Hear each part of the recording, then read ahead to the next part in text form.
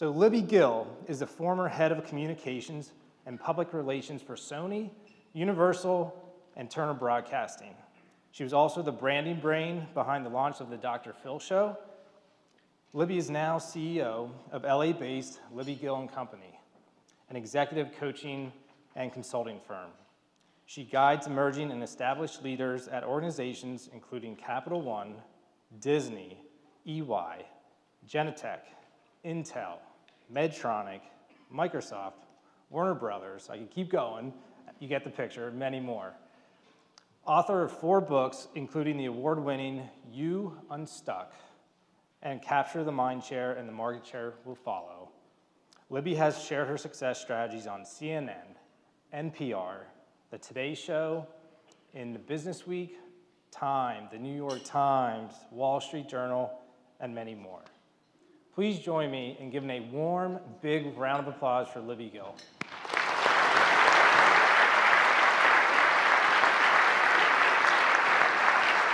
Thank you, Darren. Thank you. So happy to be here today. I speak to a lot of companies, and without sounding like I'm a total suck-up right off the bat, I have to tell you, the level of enthusiasm and excitement out there, I thought I was at Staples Center at a Golden State Warriors game. It was such a level of engagement, and I didn't hear that all the time, so it's really something special. And for those of you that are new to the organization or maybe have spent your careers here and not gotten knocked around elsewhere, be grateful that you're in a company that has that kind of care about who you are and what you do. So I'm going to talk about the art of leadership. I'm going to leave the science part to Deloitte, thankfully. And Karen hit on some of my pet themes in terms of leadership: resilience, communication, and odd that this fits in the same trio, but simplicity, which I think, as much as she said she downplayed complexity, I think that's a brilliant strategy because your world is complex enough already. And before I dive in, though, I'd love to hear from you. I'd love to know what you think is the key trait that makes a great leader, that really separates a good or even a great manager from a really great leader. And this is not a trick question, by the way. It is a matter of opinion. So just throwing it out there to you to see what your opinion is. Any attribute, any character trait that you think really defines greatness in terms of leadership. And leadership is a participation sport, by the way. So don't all shout. Yes. Authenticity. Yes, agree, absolutely. Yes, I saw another hand over here. Transparency, yes. Letting people see who you are. That goes hand in hand with authenticity. Yes? Caring. That's one I don't hear very often, but it doesn't surprise me here. Yes, you care about each other. Certainly you care about your client. The mission is so clear. Anybody else? Oh, by the way, an ear tug, hair flip, that counts as a hand raise. So why don't you volunteer?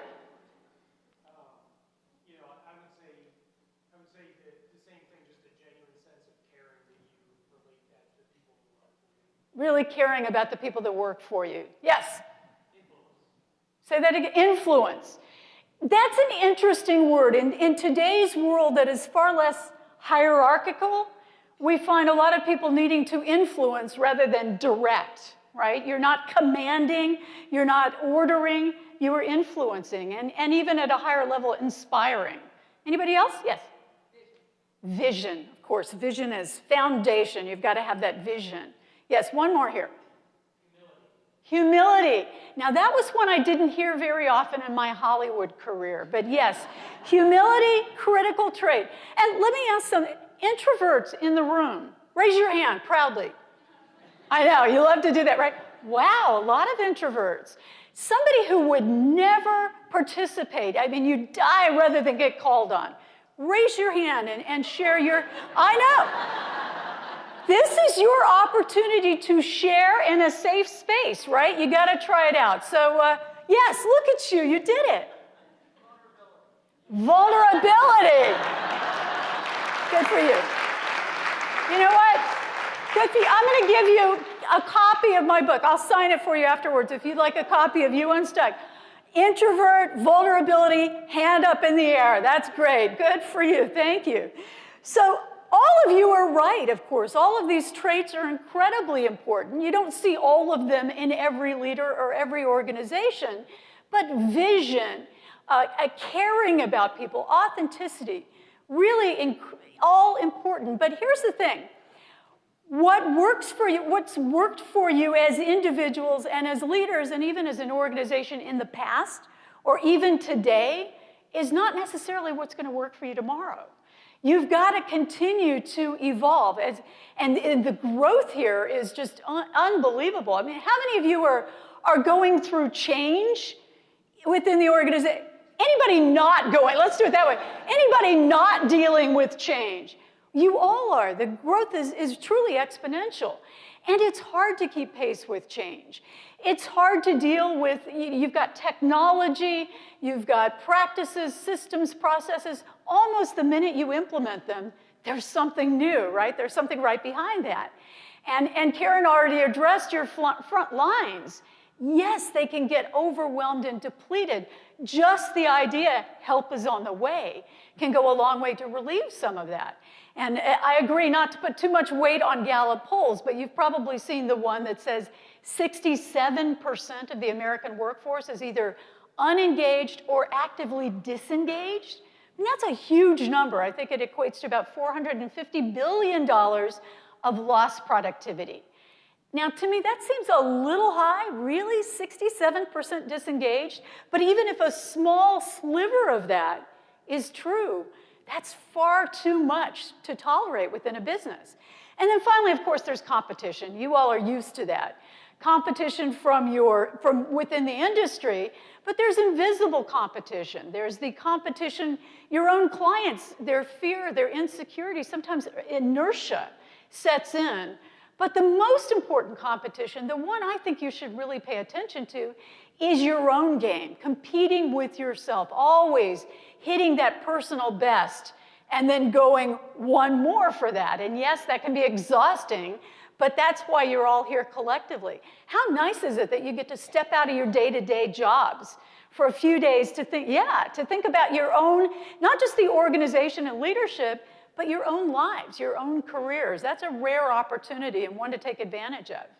So when we know change is good, we know, let me go back one second. I want to share some thoughts about why some of those once best-in-class, world-class companies didn't go the distance. And as your CEO says, don't get complacent. Have any of you ever heard that before? Don't get complacent. Yes, I talked to a number of you before I came here, and I think everybody repeated that. Bill says, don't get complacent. So how do you do that, though? Look at some of these companies. Do you all remember going to, if you're old enough, going to Blockbuster on Friday night and stocking up with your videos for the weekend? Yeah, well, what happened to them, right? What did they not see coming? Streaming video, they just lost it, gone. They have disappeared from the earth.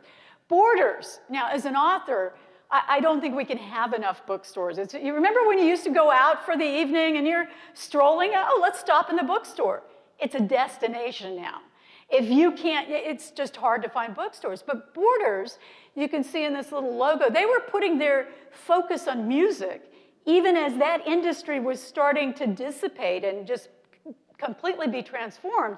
And as they were chasing music, Barnes & Noble snuck in with the e-commerce, and then, of course, the big juggernaut of all really killed them. And who is that? Of course, Amazon, another great client experience company. I think the most analogous to me with Vanguard in terms of really caring about the details. But gone, Borders just disappeared. And then in one of the saddest stories, and you may know this, but how many of you have an actual camera? Anybody got a camera? Oh, some of you do. Now, do you use it, or is it in a shelf in the closet somewhere? And right, because of course our phones have replaced the cameras. But Kodak, did you know they were the company that invented digital photography? They created digital photography and digital photo sharing. And what happened? They just misread those tea leaves altogether. They thought, wow, this early version, it's a little clunky. I don't think our clients are ever going to use this. And they shelved it and went back to photo paper, right? Photo paper and those big photo screens. I have one, a 26-inch one in my garage, still in the box, you know, those big, no, it just didn't happen. That's not what people were interested in. They just didn't see where the clients were going. They didn't innovate and change. And we know, intellectually, we know that change is good. We know that we have to continue to iterate and read and see what people are doing and what our clients need even before they know sometimes, because we're human beings. There is our biological hardwiring, that sort of early warning system, the fight or flight. When we think about change, we just automatically freeze. That's why we're here, excuse me, today, because we've got that sort of warning system built in. And so we take the tried and true path, right? We go the way that we know is safe. That's just normal human nature. Next is a fear of the unknown. Excuse me, and that fear of the unknown is simply changes are happening. I don't know what all this means. So you get a sense of dis-ease. People get uncomfortable when they're not quite sure what it's going to look like tomorrow or next quarter or next year. So there is that human, just a typical fear of the unknown. Next, and Karen hit on this beautifully, communication is so critical. The faster you change, the more you grow, the more you need to roll out communications that meet the need for people to understand, oh, here we go again. Is this just change for change's sake? Or are we going somewhere with this change? So it's critical to over-communicate, especially the more you change, the more you communicate. And finally, one that leaders don't always anticipate, and that's a concern about the skills gap. As you're rotating people through, and you do that so fluidly and so frequently, people can be concerned, am I going to cut it in this sort of brave new world? Do I have the skills for this new area? And that's a fear that people feel on a very visceral level. But the truth is, and now we know this from neuroscience and neuromarketing, being able to peek inside people's brains, that we feel first and we think second. So how your people feel is critical to their success. And you as leaders, caring and authentic leaders, have the opportunity to shape and drive some of those feelings. And I don't mean that in a Machiavellian sense, but to role model and to lay that groundwork for influence and inspiration. Otherwise, what can set in is what I call the immediate negative response, the INR. You know that knee-jerk reaction when someone says, let's try this new thing. And we all have that immediate sense of, uh-oh, what is it now? And even in our best mindset where we think, okay, innovation is good, change is good, I'm going to embrace this, there's that little moment of that gulp, that kind of hitch that we feel. And when you allow that to put language around that, or it becomes enculturated, then it becomes part of the DNA of the company. And so this is what I often hear when I'm coaching. And see if you've either said or heard any of these expressions in the sort of excuse-making world. It might take too much money, too much time, too much manpower, too much something, right? Anybody ever heard that one? Yeah, of course. You've all, oh, come on, you're lying. Of course you've heard it. We've all said it. And the thing about excuses is often they're true. It may take too much time or money or manpower or resources, but as leaders, you've got to find a way to transcend that truth and make it happen anyway. I mean, otherwise, how would you deal with 2,000 new crew members? Somehow you're going to get them on board, you're onboarded and up to speed. Okay, then there's the old, we've never done it this way. Anybody ever heard that one?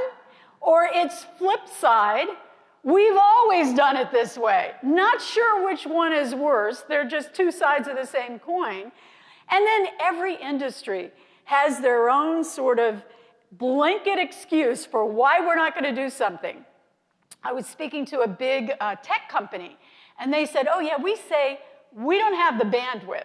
And I said, wait a minute. You are the bandwidth people. If you don't have the bandwidth, then who does? So I've heard everything from, that's not how bankers do it, that's not how doctors do it, that's not how welders do it, that's not how marketers do it.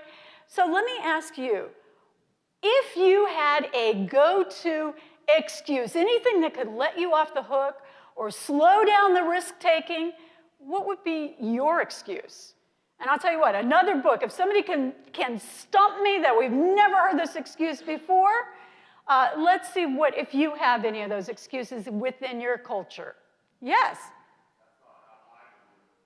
You know, I actually have not heard that before. That's not how I would do it. Oh, that's really lame, though. That's not how I would do it. Here's how I would do it. You should all do it this way. And how's that work for you? Not very well, right. Okay, so that's what makes it the INR, the immediate negative response. I want to talk a little bit more about millennials and the multi-generational workplace you're dealing with, but I'm sure you've discovered already that letting people find their way to the end result is part of the growth opportunity for them. It's part of what makes them future leaders, and you're always building your bench strength. The management guru Peter Drucker said, culture eats strategy for breakfast. Now, this is not to say that you don't have to have a strategy, because clearly you do. You've got to have strategy guiding the business. But think about it this way. If you have the wrong people on board and you've got the right strategy, you're never going to get there. But if you have the right people, even if you have the wrong strategy, you will eventually innovate and iterate your way to success, which is why I think your new crew experience that your team is working on is so critical. It's about getting the right people on board, giving them the right mindset, helping to integrate them into this culture that's really about taking risks. And when I say taking risks, I don't mean betting your client's net worth. I mean risks that drive the business forward, that make you able to grow as quickly as you are and keep up with the changes that you need to make. And that's all about taking your crew into the future. I think we've downloaded a couple of ebooks on your app. You all have an app? Did you get an app for that? Yeah. And this is one of them called The Future Focused Leader, just a little ebook for you that I wrote.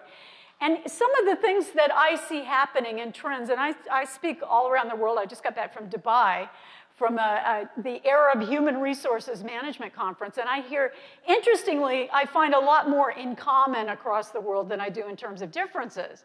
But one thing is this level of change that is at the chaos, challenge, disruption level, and that's just, we keep hearing this term, new normal. That's the new normal. It is the chaos norm, and it's never going away. So getting people comfortable with discomfort is your job as a leader. And even more than the discomfort is the ambiguity. Because don't we hate to be in that space where we're really not quite sure what's going on? But that's where we live. That is certainly where you live with the kind of growth that you're seeing and seeing where you were and where you've gone. But as Karen said, it's about where you're going next. So the next part is establishing the corporation as community and caring and influence. Those are all part of it. But even more than that, you spend so much time with each other. It's often probably more than your immediate families, yes? Anybody ever, this is your work family. Right, every head is nodding, yes. I know your spouses and your families love the fact that, but you love your work. I talked to so many of you, and everybody felt so privileged to be at Vanguard. It was really lovely to hear that. So corporation and community means replacing bureaucracy with friendships, replacing hierarchy with the collaboration that's not a mandated sort of synergy, but a pick up the phone and call anybody you need to get information from. This free flow back and forth. And your millennials who are joining, they're going to outnumber all of us pretty soon. Literally, pretty soon. There'll be more of them than anybody. And they are very purpose-driven. Who has millennials on your crew? Everybody? Yeah, probably most of you. Mission-driven. I have a colleague who's also a boomer, who says, they're just better people than we are. which I think is really interesting. And I look at my own millennials who are forever doing, I'm getting hit up for a cancer walk or to help them write a grant for drill bits in an African nation or whatever it is. They're service-minded, they're team-oriented, they want to be part of a mission and a purpose that is bigger than they are. And creating that community where there's opportunity to connect through your intranets, in person, in team events is so critical for them to feel a part of something, to be truly connected. And finally, there's what I call the lift as you climb. And that's really about locking arms with people and taking them with you. So that as you move up or you transition to another area, and I love that a few of you said, it's all about leaving the wood pile higher than you left it. I was hearing how, and several people said, oh, yeah, we want to leave our last group in really great shape. It made me think of the backpackers motto. You got to leave the campsite. You got to leave the campground better than you found it. And I think that's a great way to look at an organization, is you're doing something for yourself, for your crew, and for the enterprise. So here are some questions, and how many of you are on the newer side of leadership, newer to management and leadership? I know we've got some, you don't really want to raise that hand too high though, right? Me?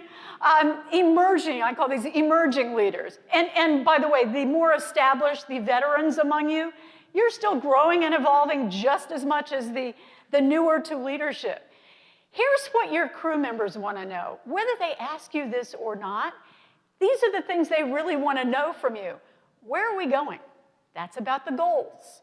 How will we get there? Really simple. And by the way, this all goes under the heading of don't overlook the obvious. You can't read your people's minds, but you can anticipate what most of them are thinking. How are we going to get there? That's the planning that you do on their behalf. How do I contribute as an individual? That's defining the role for them so that they see that. What are the pitfalls? What am I in for? What are the risks of this role? And finally, everybody's thinking this. I know it's client first, and your structure really honors that. I mean, the way the company is built, you can really do that. Unlike, as I started to get to know Vanguard, I said, you guys are the white hats in the industry. You're the good guys of the financial world. You should take great pride in that. But everybody is still thinking, what's in it for me? What are the rewards? And by the way, those are not always financial. Many of the studies, and you've probably seen a number of them, about workplace engagement and rewards, it's not just about the money. On a list of 10, that usually comes in about 4 or 5, 6, right in the middle. It's being part of a team, it's being part of a bigger purpose, it's having fun at work, it's all of these other things, the intangibles. These are the slippery parts of leadership. That's why it's an art, or part of it is an art as much as it's a science. But you can anticipate that these are the things that your crew members want to know. And those of you that are seasoned, that you know this already, and many of you do, this is intuitive, but I like to give snapshots. I do believe in simplicity so that when you get overwhelmed by the complexity of your work, you can go back to these sort of simple frameworks and think, what do I need to do? What do I need to think about? And I'll give you a little bit of context about my background and how I came to, yeah, that's me.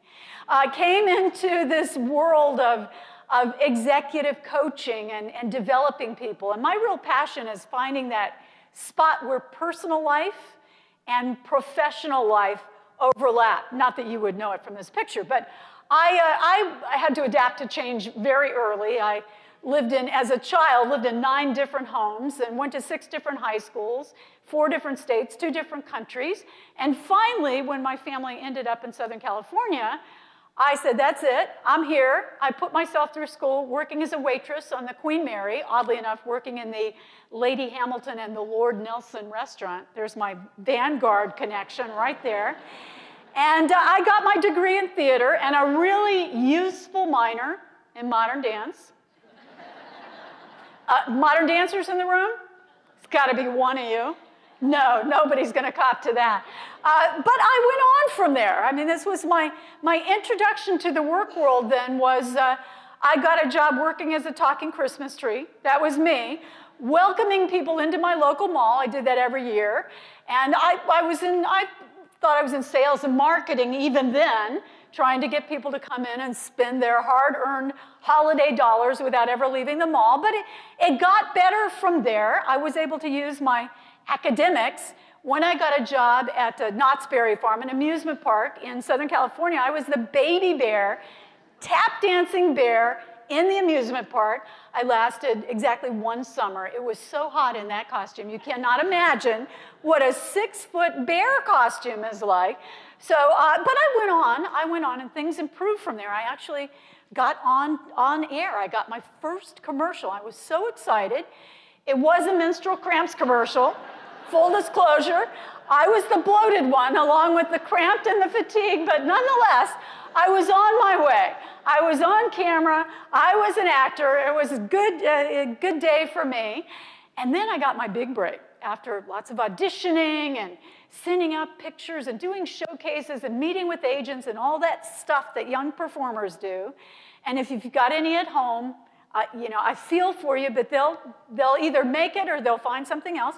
I became the hand model for Fancy Feast cat food. Yep.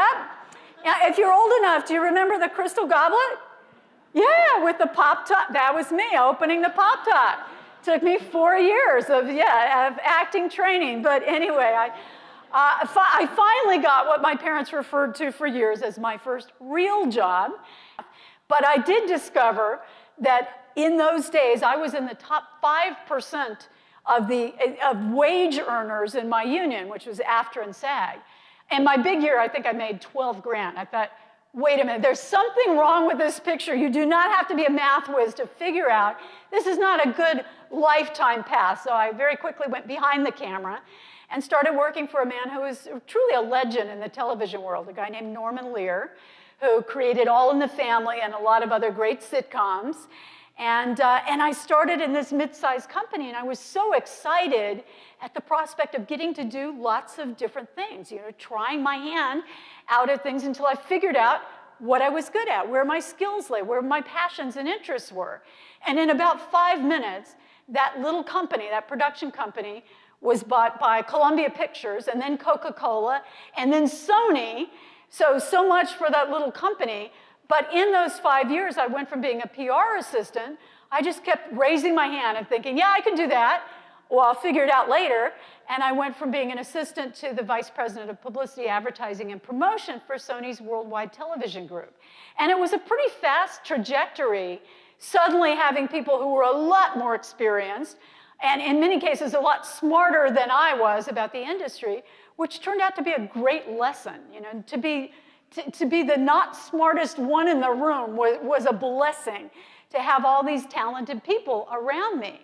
And what I learned from watching people at work was that the great leaders, and sometimes you can learn just as much from the not so great, seem to have this ability to marry vision with execution.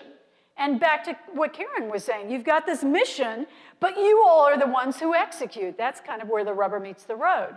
And so now, as a coach working across different industries, I really focus on people and performance. And the way I think of this is first, clarify the vision. Now, you all have the mission of the company. It's so clear. It's so focused. It's so simple. I'm simple, not easy, but simple, that probably anybody in the organization can repeat that client service vision, mission that you've got. But when it comes down to you, let me just to put your arms around it this way. Think about when you're back here next year. Back in this room, there'll be some new faces. There may be many new faces, in fact. What is that one thing? What is that one non-negotiable mission of yours that you want to have attained or achieved? Not necessarily part of your day job. You're already doing that. Those are urgent activities that you do all the time. But something that will elevate your game, something that will take you to a new place and your crew members with you. You can also think about this in personal terms. Just I can't think 5 years ahead. Organizations, you have to have people thinking 5, 10, 20 years ahead. But as a human being, a year to 18 months seems about right. So ask yourself, what is that vision for me? This day is really about you. As Darren said, this is about you and your personal development. Next, this is where the simplify comes in. What will make your path from not A to B, but A to Z the straightest line, the easiest way to get there? What do you need to get out of the way, whether that's excuses, the wrong people, not referring to your mother-in-law or your immediate supervisor? That's a little tougher to get out of the way. But how do you get things out of your way and then bring in what you need? You've got to really recognize what's going to move that trajectory for you faster. And then finally, how do you execute against very clear milestones? What factors do you weave in for accountability so that you know you're on track? So that's the CSE, the clarify, simplify, execute. So think about that vision for just a minute, because we're going to come back to that. And I always think of a personal vision and a professional every year. I mean, that's how I move my business forward. 1 year it's create a digital course. 1 year it's I'm going to write a book. I mean, something that's going to, I don't have to do, but that's going to take me to a new place. And I do that in my personal life as well, whether it's working on a language skill or something that I want to do. And language is so much a part of leadership. That's really communication. But even beyond, communication is the art of listening and hearing and giving a message to others. But the words that you use, the language that you employ is also so critical.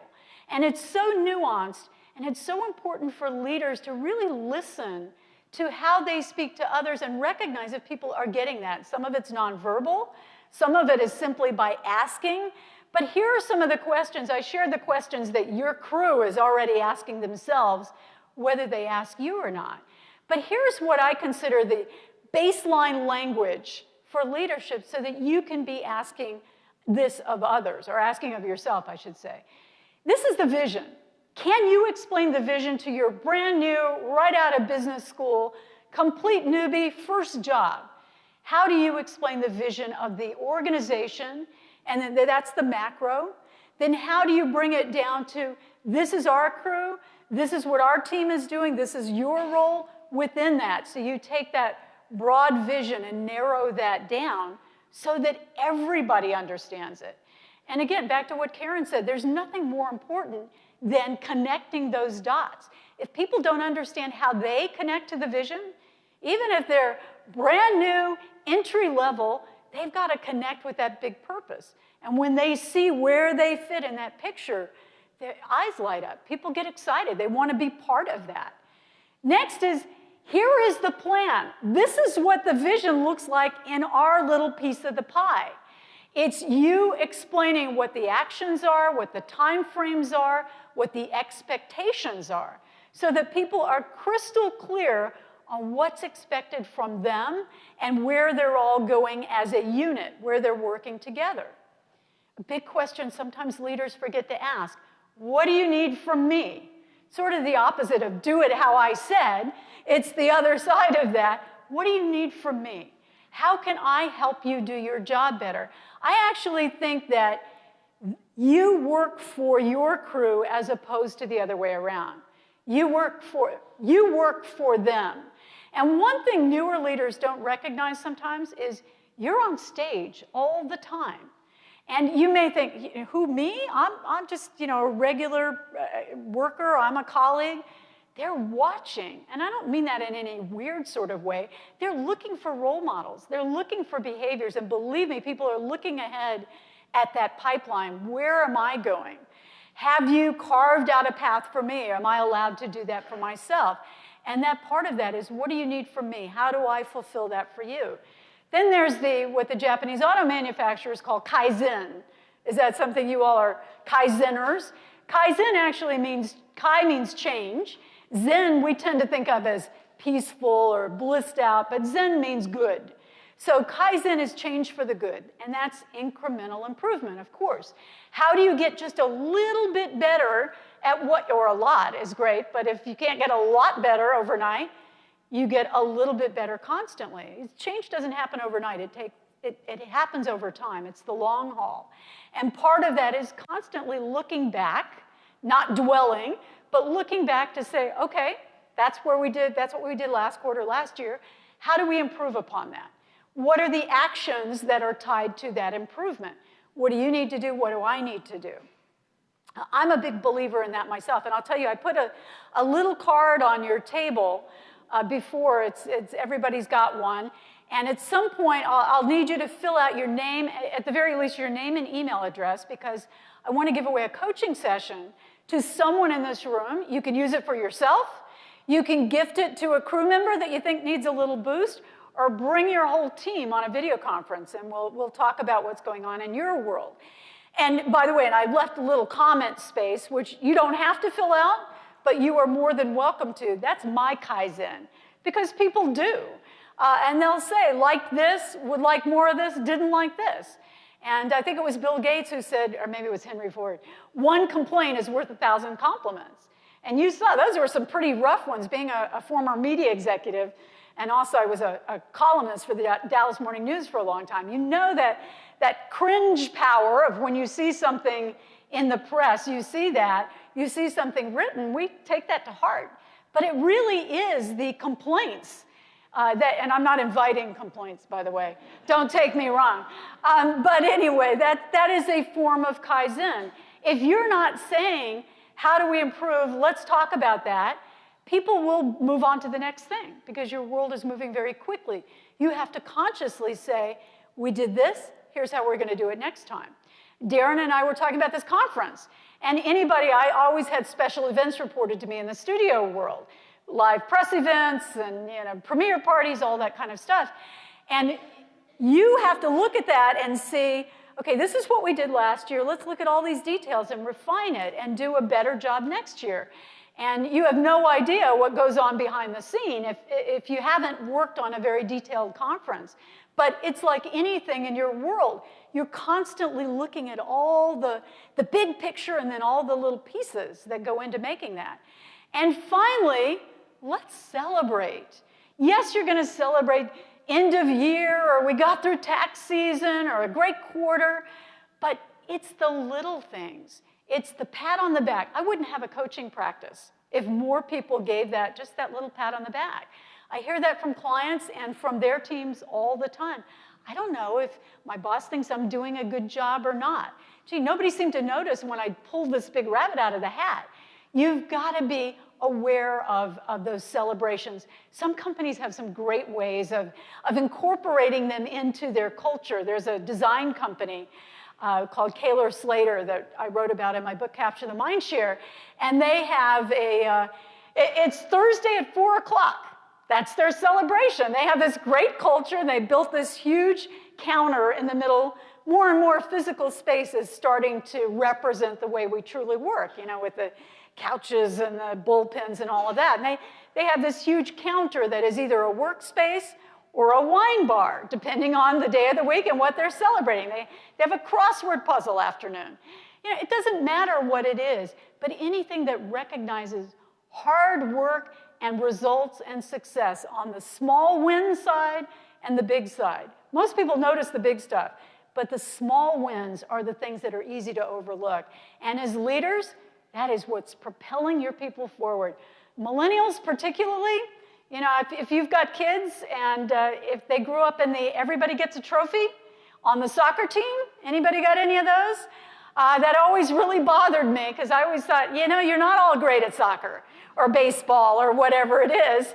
Wait till you get out in the real world. And now millennials will say, well, it's your fault. You told us that everything was great and we were all special. And they believe it. And yes, of course, they are all special, but you also get out into the real world and get your rear end kicked a few times. So celebrating, and particularly with your youngsters in the business, is really a critical part of your success.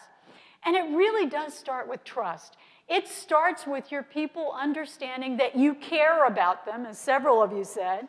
You care about them. You respect who they are as human beings, not just as professionals, but as people. And people feel that. They know that. We've all got really pretty well-tuned BS radar, most of us have now. We know the ring of truth when we hear it. There's so much being sold to us and so many messages.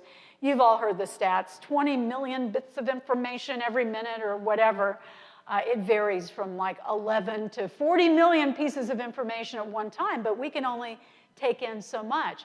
But people detect that when it's real, when it's really authentic caring about them. When I was at Universal, I was recruited to go there, which was really fun. I had the opportunity to go either to CBS or to Universal Studios.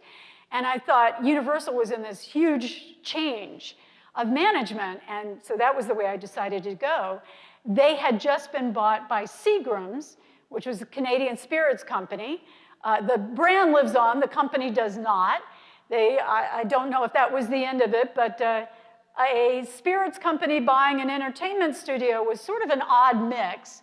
And, but it was exciting to me because at that point in the company's history, they'd had the longest running management team, literally 50 years. One guy, a famous mogul named Lou Wasserman. In fact, he was called the last mogul at the helm of the company, which made it really stable, was debt-free.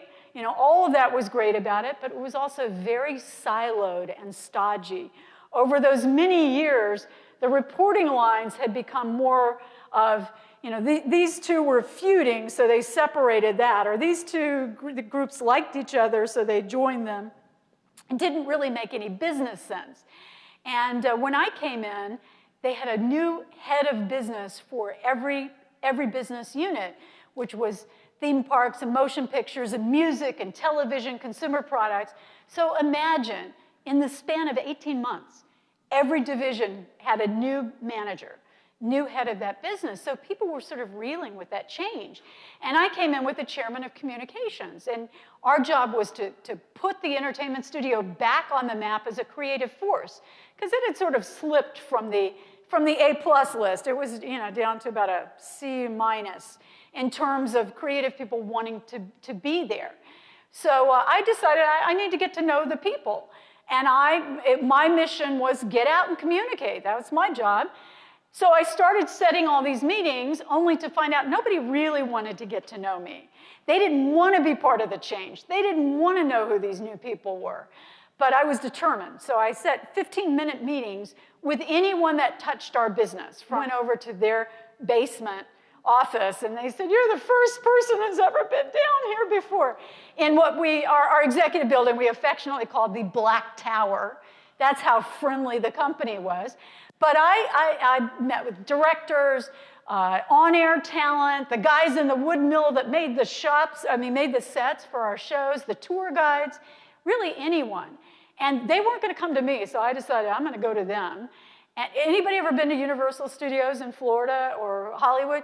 Big place. It's 540 acres. So I got in my golf cart, which was a perk of management, and I rode around that 500-acre back lot and went out and met with people and heard repeatedly, "Wow, you're the first person from corporate, that was a bad word, ever to be here, ever to come over to meet with us."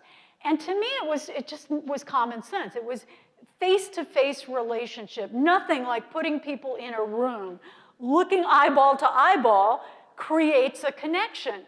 And pretty soon those walls just began to crumble. And and then they were on board. If I wanted to paint a logo from one of our shows, the size of this room on the top of a soundstage so that the news choppers would pick it up in their camera shots, the building facility guys, nobody ever asked the building facility guys to do anything creative. They thought, "Whoa, this is fun, let's do this." We had people on board. We wanted to throw a tour guide night because we noticed, I took the tram tour and said, "These guys have not mentioned one of our shows. They don't have a clue what we produce here at our own studio. They're just talking about the rentals." We threw a tour guide night with swag and comics from our shows as the host. It was that simple, but it took that moment of engagement, that face-to-face, to build that level of trust. And from that initial connection, you can go on and continue to build that trust. And we've all got that sort of secret sauce that you already possess, not something you have to go out there and learn, but something that you have already in you that makes you a great leader. And most of us are humble. Who said that? Humility. Yes, humility. And most of us fall into the humble to a fault category. But if you think for just a minute about what you're great at, if you just said, I am really good, here's my superpower. And I like to think of it in kind of grandiose terms. So I want you to think about your superpower. But because I have occasionally been compared to this superhero, people will tell me I look like Wonder Woman. I'll take that. So here's what I want you to do. I want you to turn to somebody at your table or behind you. And if you happen to be sitting next to one of your closest colleagues or best buddies, because we all do, turn to somebody you know less well and say, I'm going to share my superpower with you. And a minute each way to just share what's great about you. And I will say, most of you take it for granted because we think if we do something well, everybody else must do it well too, right? But that's not true. So take a minute now and share that superpower. Who's willing to share a superpower? And here's what I'd love for you to do, is share your partner's superpower so they can hear what it sounds like coming out of somebody else's mouth. Because you're probably mostly too humble to brag on yourself. So brag on your partner. Anybody? Yes? So my partner's superpower is being able to read people. It's an amazing skill because you can sit across from someone and it's the nonverbal clues. It's the body language and being able to pick up on how the person really feeling when you're having this conversation. Something I want to figure out how to do better. Thank you. And what's your name? Paul, did you hear? Paul's superpower is he can read the room. He can. I'm making it bigger. He has read the whole room. He's on to all of us. But it really is a great ability and a great skill. And does everybody in this room have that skill? Does anybody have that skill? A couple of us. Yeah, I'm pretty good at reading the room too. Yeah. And well, not reading people.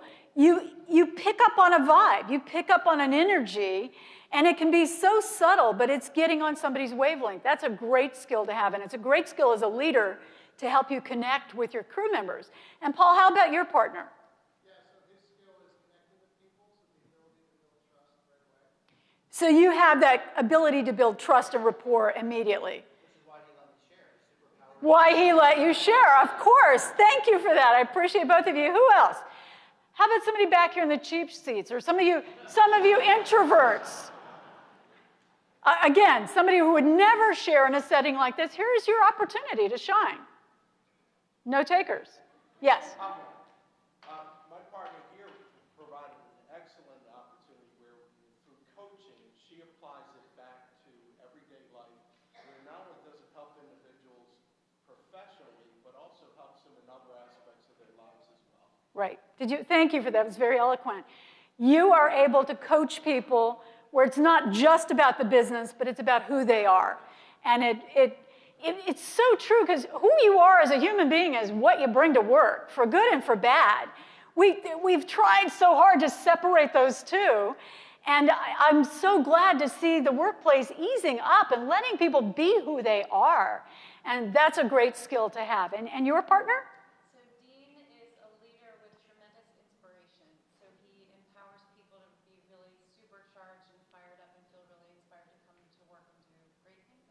Great. Did you hear that? Dean gets people fired up and ready to work. And there's so much of a human element in that. You can operationalize it, you can functionalize, but there's nothing that gets people more excited than really feeding off of your energy and enthusiasm because you mean it, right? And people recognize that. They know that. Thank you all for sharing that. And I encourage you, keep working on those superpowers. I'm going to tell you a little bit about how I discovered my own superpower. This is as close to a family photo as my family has ever achieved. This is my siblings and me. That's me on the bottom with the little bow on the end there, the cute one. And I grew up in Florida. Any Floridians in the room? A couple of you. Okay, so you know Florida, for those of you non-Floridians, the way the state works is the northern part. I came from Jacksonville, a little town outside of Jacksonville. The northern part is the deep south, right? The middle part is the theme parks. And the bottom part is where people from the tri-state area go in the wintertime. And that's kind of how the state works, am I right? Miami is its own separate planet, so you can't even count that. It's the fun place.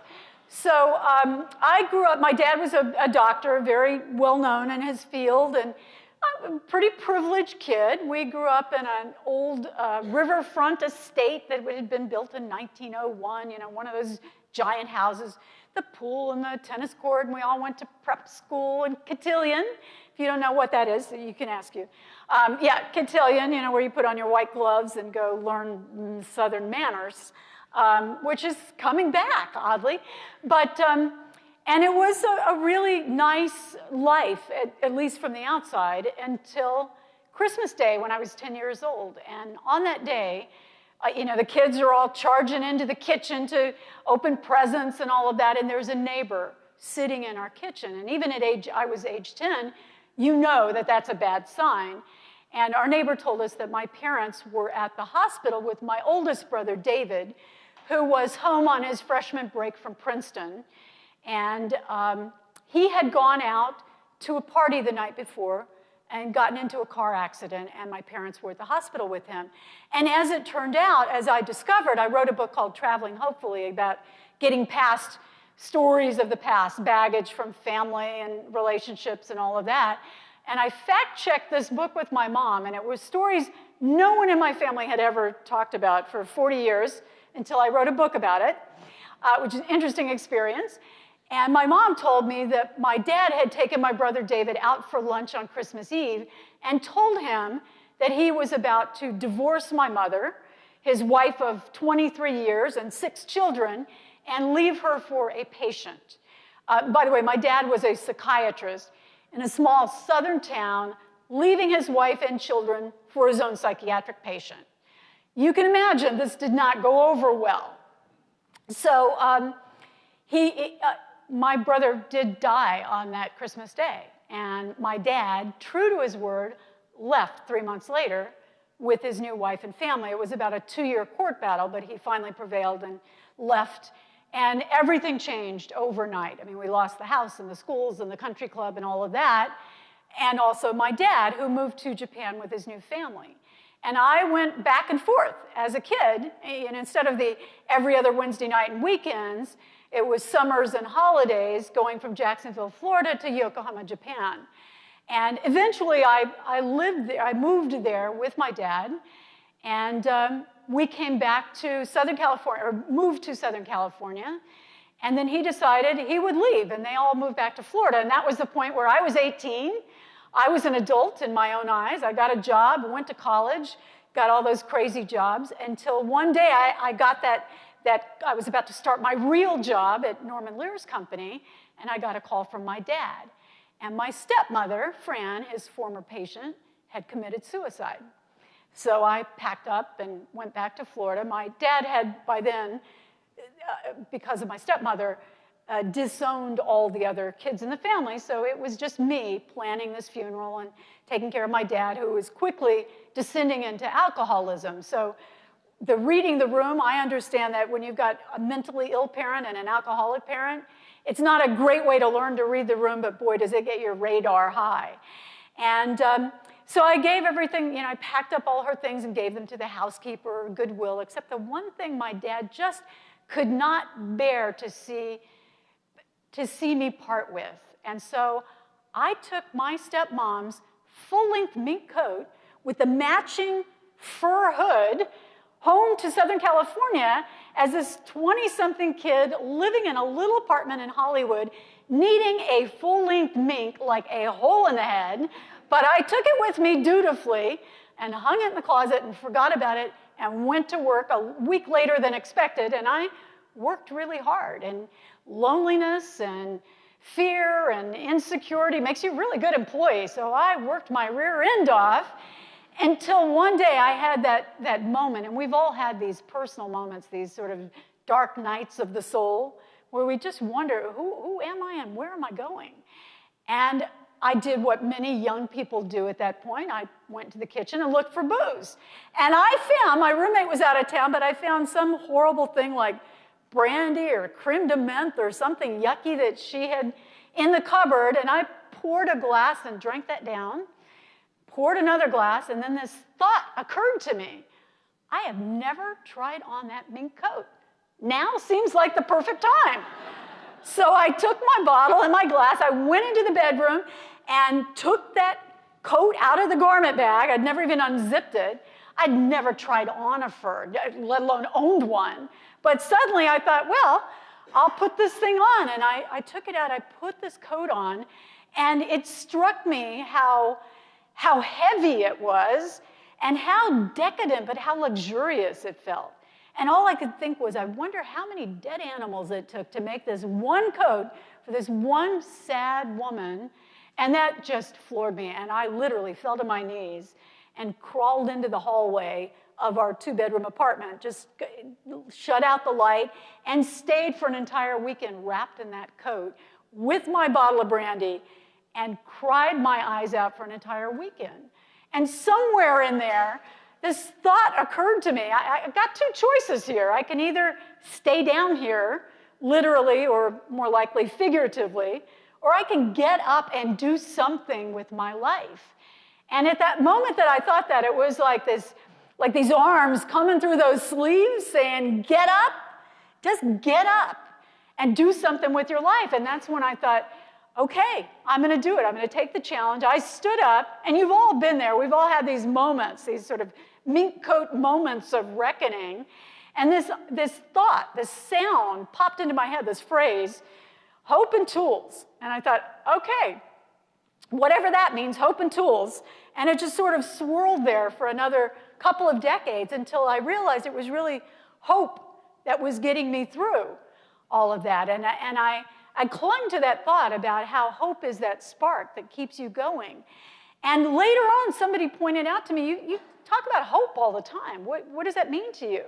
And at that point, I'd begun to really dig and do some research and discovered, in fact, that there was a body of science emerging, much like you've seen the happiness research, but on hopefulness.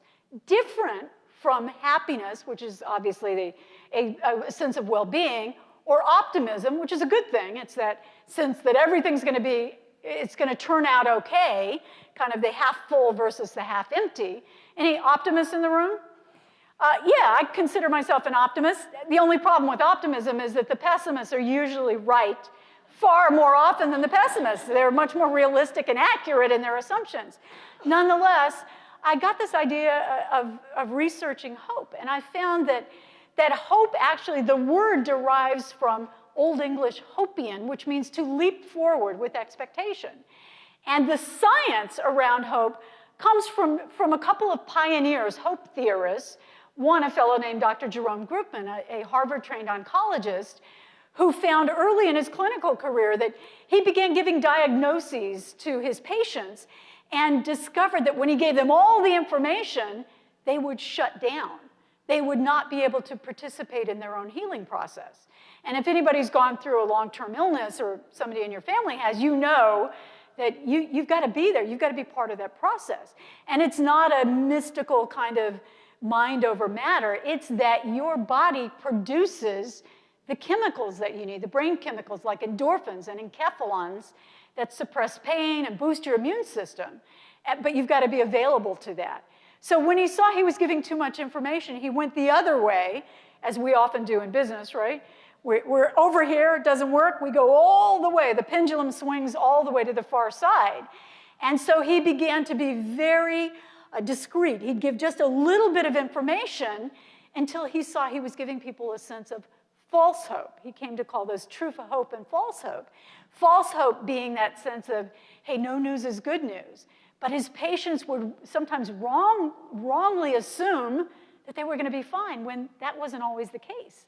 So he had to find this sweet spot, this mid-ground of, hey, it's not going to be so pretty, but you can get there. It was this idea of belief driving expectation. So he theorized that hope is comprised of 2 key elements. One is a belief that change is possible.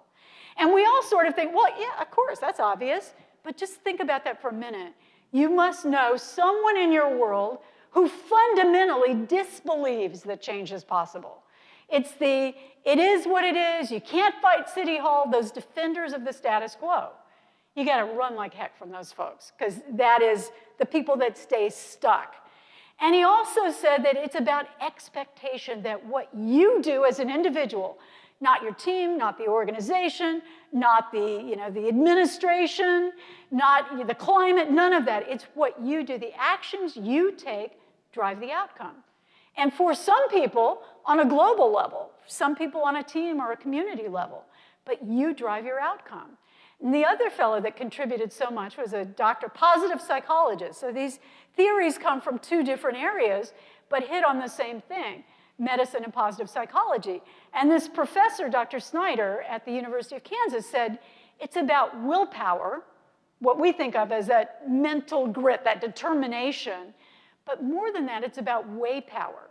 It's about finding multiple pathways to the end result.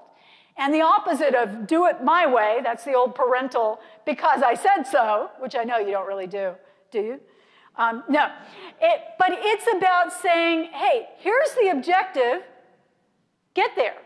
And letting people take the risks, find the mastery, and get to that end result. And that's what gives people that great sense of hope. If you have only one way to get to an end result and you get blocked, you're in big trouble. But if you can see multiple pathways, you've got alternatives.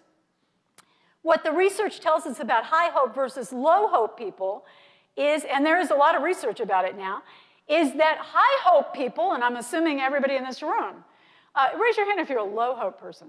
No, I'm kidding. Is that we set more goals, right? It makes sense. We believe that we control our destiny, so we're going to set goals. We set more ambitious goals.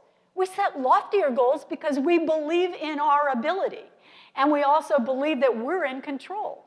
We have more success reaching our goals. We stay after it. We're realistic. We know there are going to be problems and challenges along the way, but we still have more satisfaction, less stress. We're happier in the scrum, in the fight, because that's what we expect. We don't think it's all going to be handed to us or going to be easy, but we're going to go forward, focused on the future, anticipating the obstacles.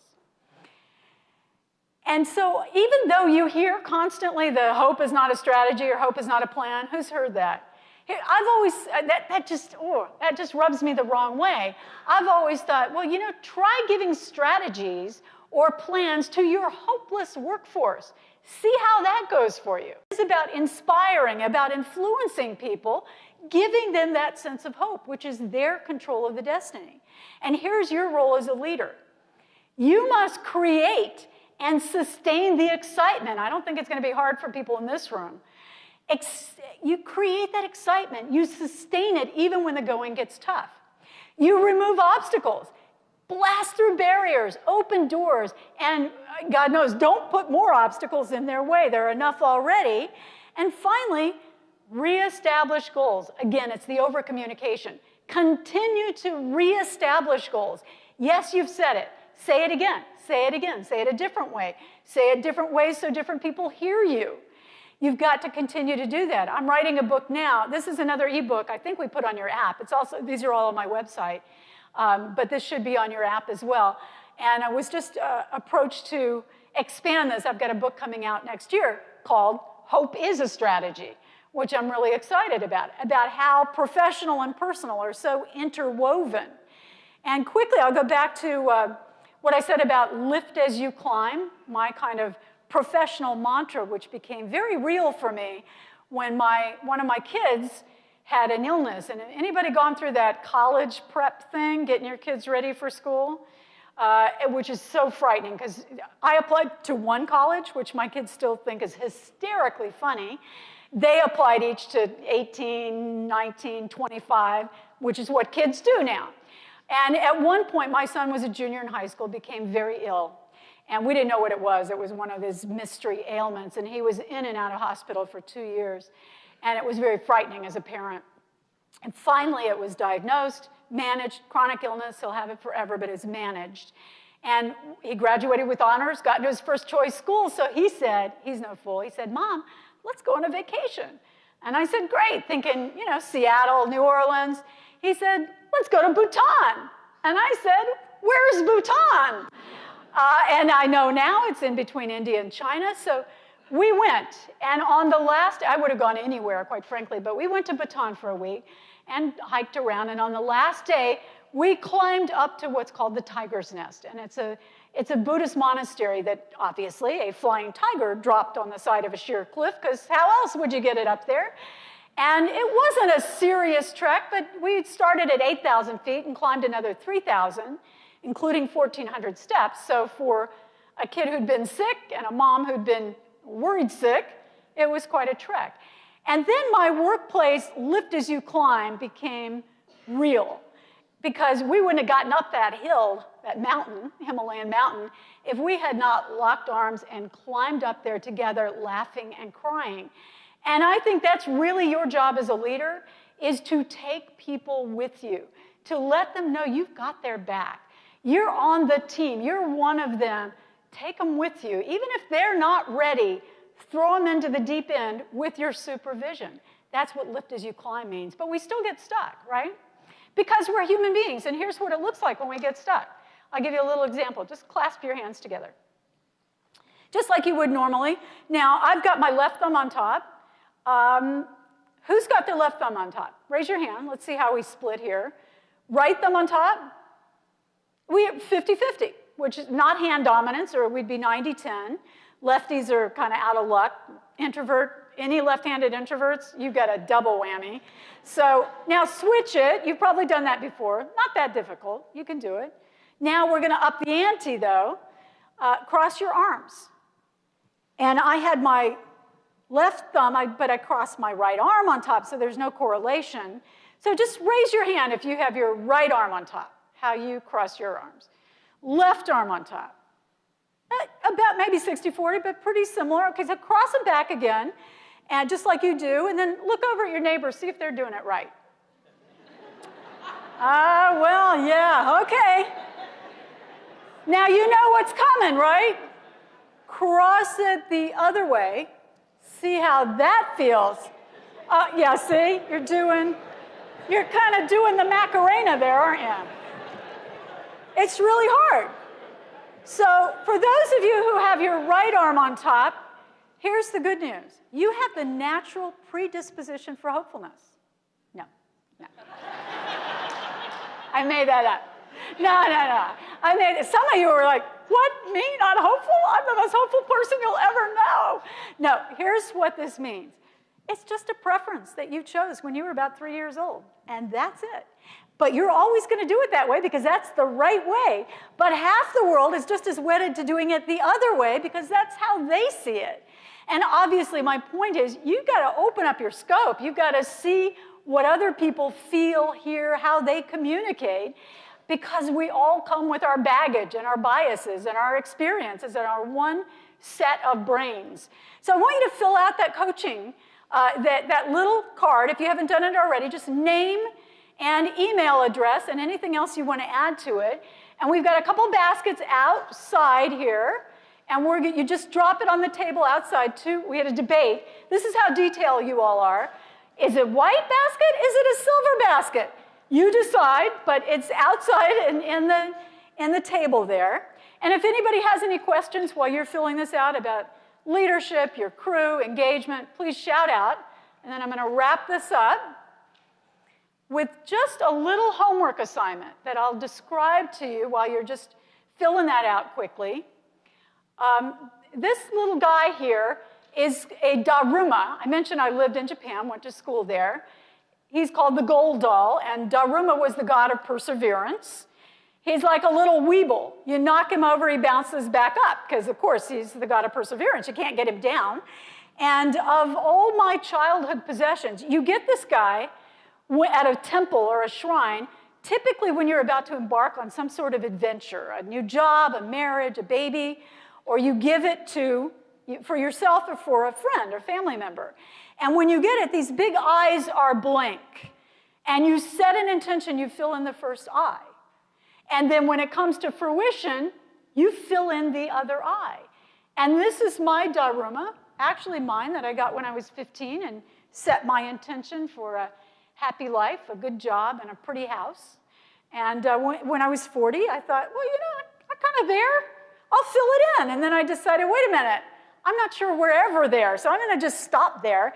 And now I feel like if I do it right, On my deathbed, I'm going to say, just hand me that room and a Sharpie, and I'll fill this guy in before I go. But he just sort of sits on my desk and just kind of reminds me that we are in a process of evolution. And so what I want to do now is invite you to take something home from this conference, from me, from Deloitte, your afternoon, your breakout sessions. So if you're willing to do just a little easy bit of homework, just raise your hand. And if you have no medical excuse, your hand will be in the air. Okay. So here's what you've agreed to do, because you're a good sports and willing spirits. That person that you shared your leadership power with, that person is now your accountability buddy. And you have agreed to have 4 phone calls, 10 minutes once a week for the course of a month, just to say, what was that 1-year vision? What was the big vision you set for yourself? And what action did you take this week?